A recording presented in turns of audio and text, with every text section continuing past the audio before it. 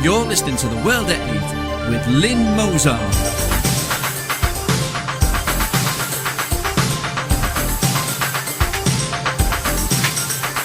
The World at 8, the number one in nationalist news.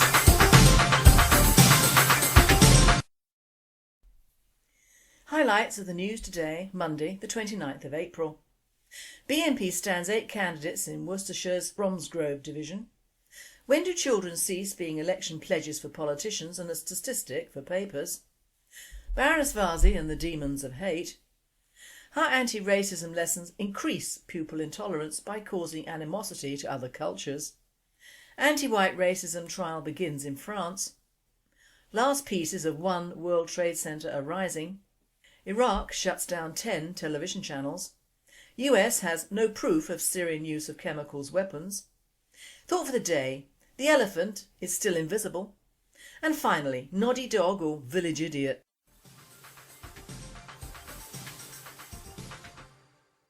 UK news. British National Party stands 8 candidates in Worcestershire's Bromsgrove division.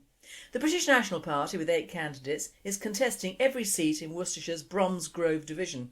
The party has set up stalls on Bromsgrove High Street as part of its drive for votes, and the BNP spokesperson told the Bromsgrove Standard it was going very well. He added people they'd spoken to thought Bromsgrove was a nice place and wanted to keep it that way. The British National Party spokesperson went on to say, immigration is obviously a topic of conversation with many Bromsgrove residents, relieved that they have someone to confide in without the threat of arrest or dismissal from work merely for expressing their concerns. Most striking though was the real financial suffering being inflicted on people struggling to pay their bills and taxes, whilst at the same time David Cameron arrogantly announces that the foreign aid budget is being ring-fenced. Number one on our campaign agenda is British people come first. We aim to inform the electorate about the cuts to our schools, hospitals, including life-saving medicines and other local services, whilst £5 billion a year is given away via foreign aid. This is nothing short of anti-English racism. World at 8 comments. True, let's hope the Brits don't continue to shoot themselves in the foot every election time. When do children cease being election pledges for politicians and a statistic for the papers? Children's Minister, Conservative Edward Timpson, condemns children taken into care being sent away from their home area following the Rochdale grooming scandal and an NSPCC report showing almost 8,000 children went missing from care. He says rules on whether children can be placed in care homes far away from family and friends are to be overhauled. The Telegraph, referring to their report, Paedophiles know more about children's homes than the police, MPs warn, stated MPs warned last year that grooming rings, similar to the gang which operated in Rochdale, could be targeting vulnerable children all over the country, unnoticed by the authorities in part because of lax monitoring of those who disappear even for short periods.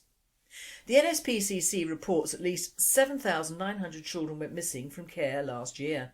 This is based on data obtained from 29 of the 43 police forces who responded in full to their request under the Freedom of Information Act. The total is almost 8 times the official government estimate from the Department for Education that fewer than 1,000 children went missing from care. The Telegraph went on to mention a parliamentary report last year warned that those who do go missing are routinely written off by carers, social workers and police as troublesome and promiscuous, or even slags who should know better.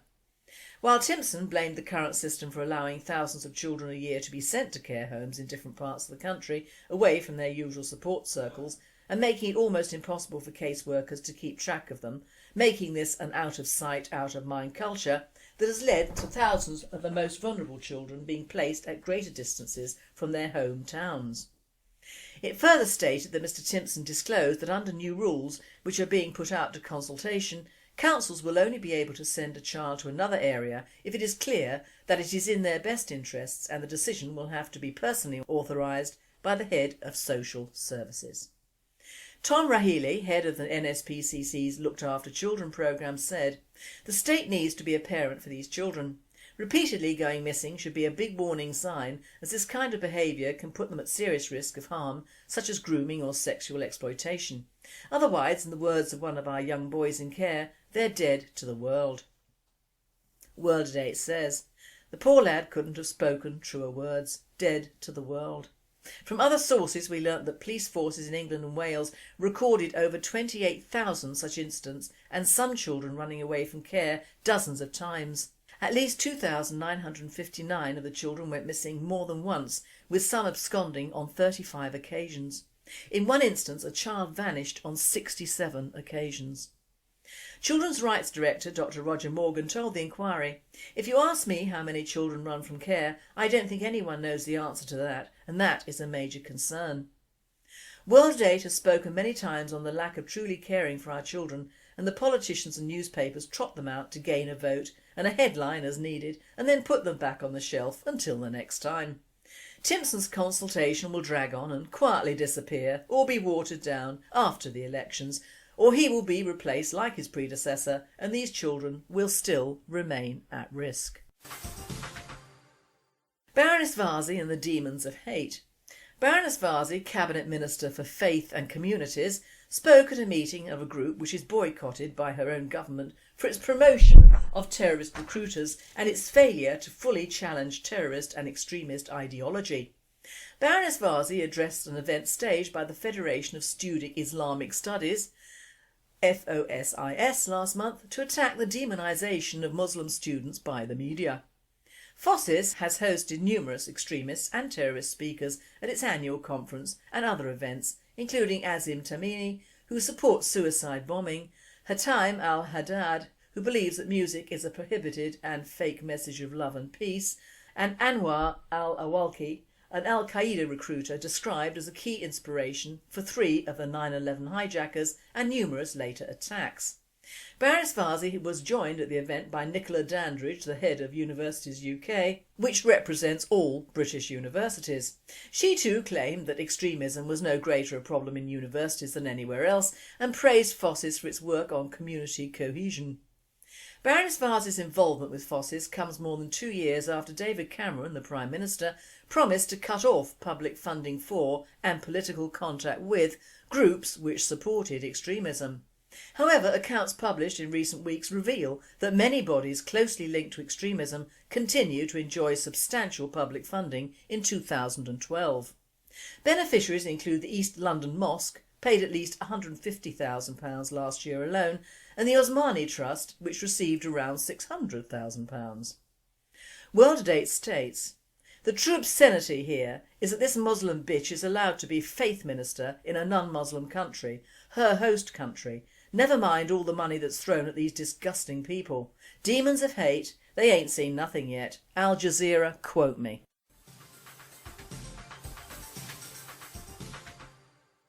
European news.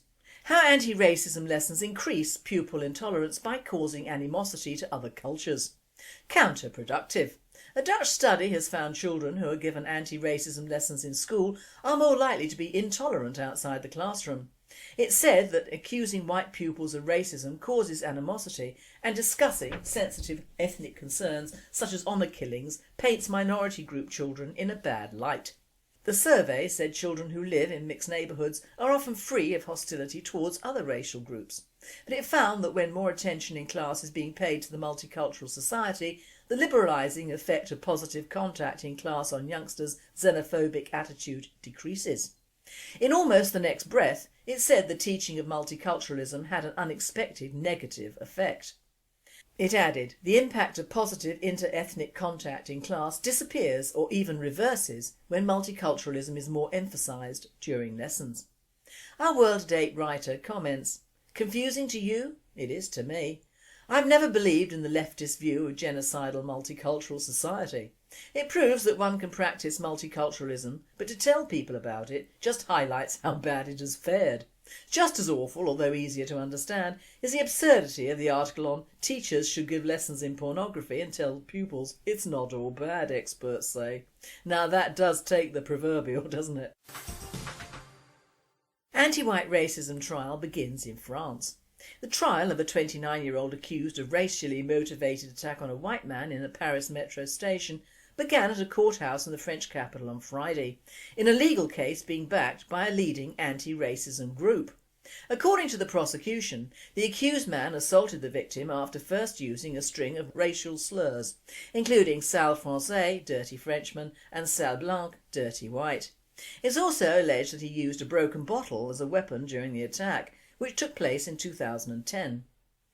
While this is not the first accusation of incidents of so-called anti-white racism in France, the latest case is the first to have been backed by a leading anti-racism group, the International League Against Racism and Anti-Semitism, LICRA, which is supporting the prosecution. In an interview with French radio station RFI, LICRA Vice President Philippe Schmitt said he believes there was clearly a racial dimension to the attack. The victim was insulted because he's white, said Schmitt. World at 8. And once again the French lead the way. This is a clear case of ethnic anti-white hatred. We are increasingly unlikely to see the same in today's Britain, rather more some ethnic pulling the race card to our monetary cost.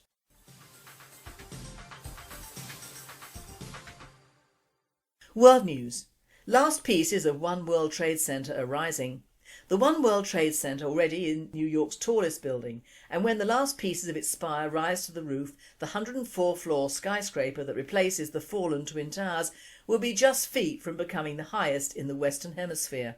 Overlooking the Statue of Liberty and Ellis Island, the high-rise is scheduled to be open for business in 2014. The Port Authority of New York and New Jersey says the spire pieces plus a steel beacon will then be lifted at a later date from the rooftop to cap the building at 1,776 feet.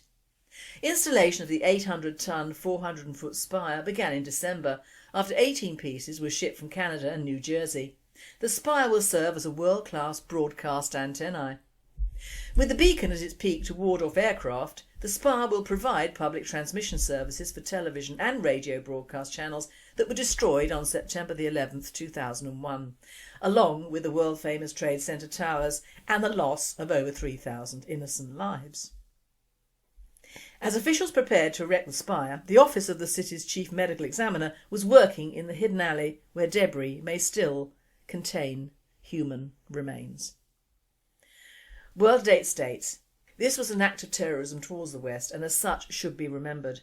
It could have happened in the UK and in fact is still an accident waiting to happen. Lest we forget. Iraq shuts down 10 television channels. Baghdad.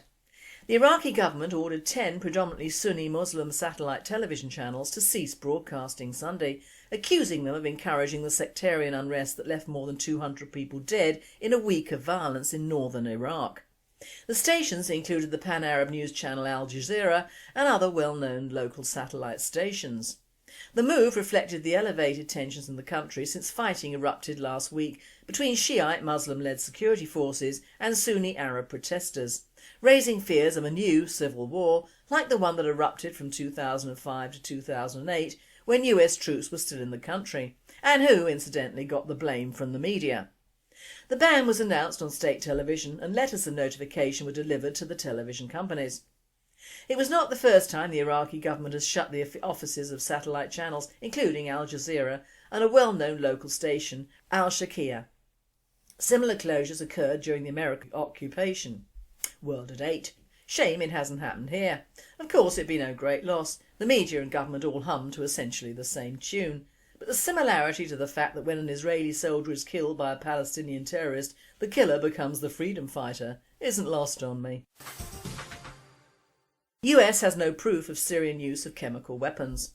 Pentagon Chief Chuck Hagel said US efforts to determine whether the Syrian regime has used chemical weapons is a serious business that can't be rushed just because a number of countries believe evidence supports that conclusion. He was speaking on the sidelines of an official visit to Cairo, during which he discussed the Syrian crisis and other matters with the Egyptian authorities. Suspicions are one thing, evidence is another, Hagel warned. I think we have to be very careful here before we make any conclusions and draw any conclusions based on real intelligence, he emphasised. That's not at all questioning other nations' intelligence. But the United States relies on its own intelligence, he added, denying that Washington is losing credibility because it is still assessing information on use of chemical arsenals by Bashar al-Assad, while allies such as France, Britain and Israel have concluded evidence suggesting chemical arms have been used in Syria's conflict. They were faster, admitting Hegel, who added, "I don't think you judge these kinds of serious matters based on a timeline." World at 8, they were faster. I guess he was just implying we'll get the proof when we need it. Just like they did with Saddam's invisible weapons of mass destruction. The piper may have changed, but the tune remains boringly the same. Makes you wonder who is writing the tune and why it can't be banned. If chemical weapons are being used in Syria, it is a broad spectrum of the word if. That is, if the rebels are using it, the West will turn a blind eye. But if Assad is using it, they will invade. Of course, it could be that both sides are using them, in which case let them get on with it. On another note, if no one is using them, they're just whipping up the smallest hint of use as an excuse to put foreign troops who will really F up the country, as indeed they did in Libya and Iraq, as Egyptians do it really quite well by themselves.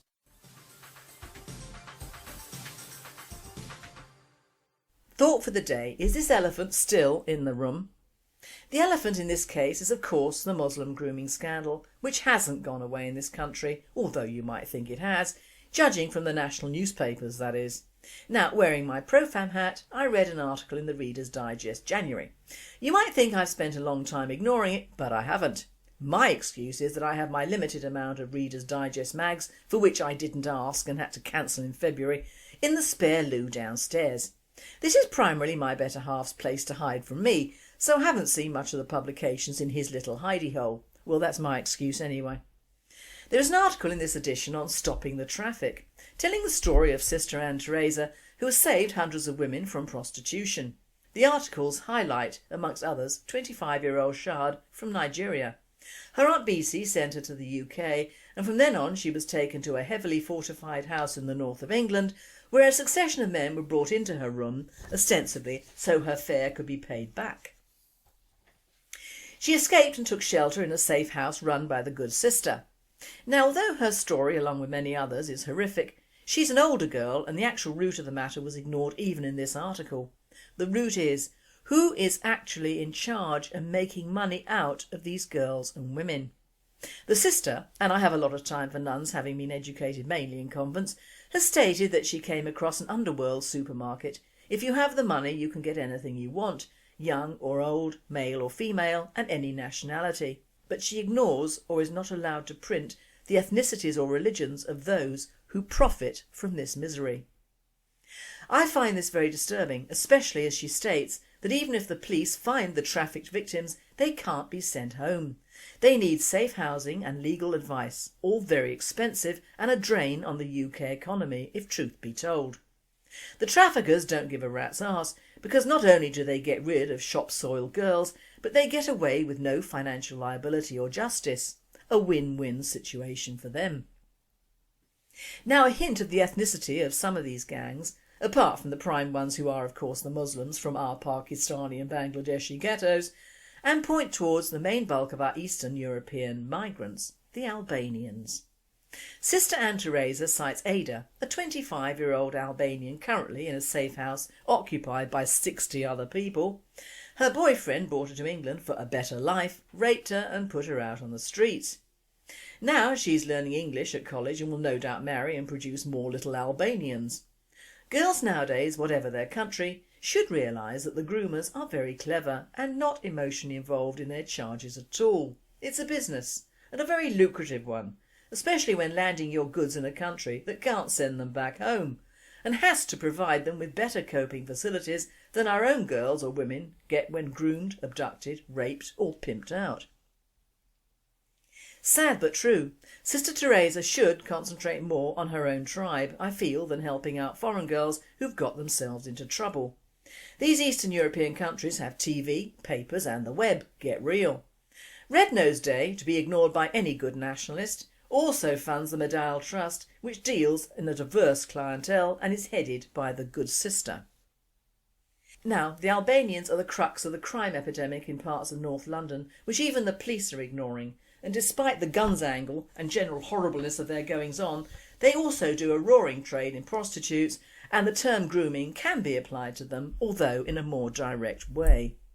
As early as 2002 there were unreported shootouts in London between rival Albanian gangs, and fairly recently 4 Albanians in Norfolk were given light jail sentences for supplying £750,000 of the cocaine on the streets of London. Their names were Roland Lamy, Elis Zafiri, Preparam Hadami and Indrik Kora. And who did they get to launder their money? An English girl, of course. My point in highlighting the Albanians is their history is partially formed by the Ottoman Empire and communism, a fatal and very nasty mixture. If you read through the famous historical characters of Albania, it reads like a Turkish nightmare. Some of the names are Abdil Fashiri, Mohammed Ali Pasha, Fanes Noli, Ibrahim Ragova, Ali Reza Effendi and more.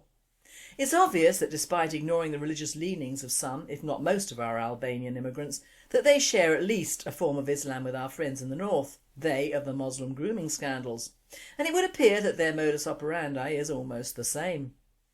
The one point I'm not clear on is whether the Albanian girls they get to come over are of the Islamic faith or part of the 20% Eastern Orthodox or 10% Roman Catholic faiths.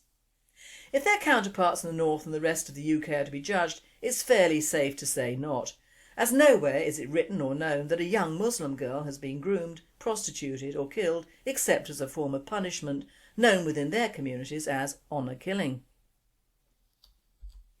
In a census of 2011, 70% of all Albanians in Albania didn't declare any adherence to any particular religion. However, in the CIA World Factbook gives a distribution of 70% Muslim, 20% Eastern Orthodox and 10% Roman Catholicism for Albanians, that is in or out of their mother country. Now we all know that Islam spreads like a rather awful disease and is doing so now, so all the figures you see are already out of date. All places of worship in Albania were closed down in 1967 but reopened in 1990, and I believe it's no accident that the Bosnian War started in 1993. Give a Muslim an inch and he will take a mile or more. On the various websites I visited there have been pictures of Albanian gangsters holding vast quantities of weapons in the UK, and they're well known for bringing in not only illegals as slave labour but girls as well. A little snippet I will read for your clarification, and the attitude of our courts is very interesting. An Albanian car wash owner has been ordered to hand over £60,000 of his criminal earnings after he was found guilty of employing illegal immigrants in the UK and laundering money, the UK Border Agency reports. Defrim Pachi, 32, who owns car washes in Loughborough, Chesterfield, Sutton and in Ashfield and Barrow-on-Furness, was sentenced at Carlisle Crown Court in May 2011 after he admitted illegally employing foreign nationals to work in his car wash businesses across the north of England. On the 21st of May the court issued a confiscation order for £60,000 under the Proceeds of Crime Act. The full amount is to be repaid within 4 months or Pachi will face 18 months in jail. Source News and Star. Defence Counsel Azar Iqbal said, within Albanian culture, family loyalty is to be jealously guarded. When it's breached, it can be a source of violence in the extreme or very bad feelings, at least. Well, that's okay, isn't it? No deportation there because he's a criminal along with the rest of his family. What do we do as a country and a people? Nothing, just about as much as happens when a seemingly unlikely, peaceful and loving Muslim communities rape and murder our children. What makes me so angry is the blatant unfairness of this situation. We as a party are blasted for being racist and worse, and yet it's mainly people of different races, cultures and religions who are perpetrating some of the most heinous crimes in our history, and to boot not being properly brought to justice over it. A few years in a comfy UK prison with all their fellows pointing their butts to Mecca, having special halal food brought in and carrying on selling drugs and male butts to fellow prisoners and probably the warders as well, and they're laughing. Now even in Albania, let alone Qatar, they would face a much shorter and nastier future, especially if they'd raped Islamic girls, but then again they wouldn't be that stupid. Just bring in more non-Muslim youngsters. There was a book written by a girl who'd been groomed and pimped out. She was English of course, but had been taken to Italy by her Albanian lover, who she didn't name through the entire book, just calling him by a nickname, and during the last chapters just thought he was Albanian, as he was part of an international gang of traffickers, which is the polite term for it. Now this trafficking has been going on for generations throughout Europe and Africa, mainly for the harems of wealthy Muslims, And it's still going on under the misnomer of trafficking, which covers all the crimes and terrible goings on that have been perpetrated within the UK for over 30 years, under the generally accepted term Asian grooming, which is the huge white elephant quietly munching away in the corner of all the so-called groups, researchers, reporters and do-gooders in the Western Hemisphere. Can't you see him? The British National Party can and did. And where did that get our party and our chairman? A cock in the snoot is what, and a further ignoring or delegating the problem for another few years, until it got so bad that even the media thought it might cast a fish or two and then forget it. And all the while we were virtually ignored by the media, our governments were still busy importing thousands if not millions of these people to carry out the same crimes and assaults on our culture, family life and religion in the name of Allah. Are our governments mad, bad or just plain sad? All the books allowed in local libraries, all the so-called articles by people raising awareness, all the TV programmes hosted by Islamic girls, or the Panorama or Tonight efforts to jump on the grooming bandwagon are phony attempts to take over or give opinions on a section of society they're not allowed to reveal, or girls who are usually trumped up as vulnerable, which equals stupid, or needy, which equals promiscuous, or in care, which equals parents who don't care. Now in all fairness, some of these youngsters may be all three, but it doesn't mean that their tormentors should get away with it on such an immense scale. The few points for us to remember as a people are: this is a religious hate crime. It destroys families. It destroys our breeding stock. It provides money for drugs and terrorism. It's a deliberate crime against our humanity. It is a crime against our religion and country. Groomers and their families should be deported immediately without sentencing. Our prisons are already too full with migrant crime lords. It spreads diseases. Many of the girls have to undergo amateur abortions or worse. Further cases should be brought to the Court of Human Rights in Strasbourg. The people perpetrating it are not English. It is a war crime without the state of war existing. We need to make an example of these people so they get the message loud and clear. Whatever your religion or ethnicity, if you cannot live in a country with rules, you will have to leave. But most of all the journalists and writers who ignore it are culpable as well. If it wasn't for the so-called multicultural epidemic amongst our forward thinkers, these crimes against our youth wouldn't be condoned in the first place. We need firm boundaries against foreign migrants and for our own people. Every country in the world is entitled to protect its people. Why are we so different in the UK or Europe? If we were stronger of mind, we wouldn't have these parasites over here in the first place. They would either stay home or go elsewhere to carry out their nefarious practices, and that would suit us just fine, wouldn't it? In fact, if government-backed organisations like the UAF or Hope Not Hate concentrated their pathetic attempts at being patriotic and against the people they really should be wary of, it'd be interesting instead of laughable. Do they really class themselves as patriots or Marxists? Never really quite sure. Maybe they're extraneous after all. And finally, noddy dog or village idiot. It's been reported in the Telegraph that Andrew Mitchinson, 37, who crashed a prized 205-mile-per-hour 6.2 litre Murcielago, can't quite pronounce that one, owned by a millionaire hotel boss Stephen Leahy, leaving it damaged beyond repair, has just been fined £280. Mitchison also rode off a stationary Ford Focus owned by mum of two, Marianne Kitchen, when he skidded in the sports car at high speed on a wet road. Now this bozo is the son of the owner of Station Garage Staveley, Cumbria, at which the Murcielago was being MOT'd on November the 6th last year. Mitchison of Low Skellygill Farm, Windermere, admitted driving without due care and attention.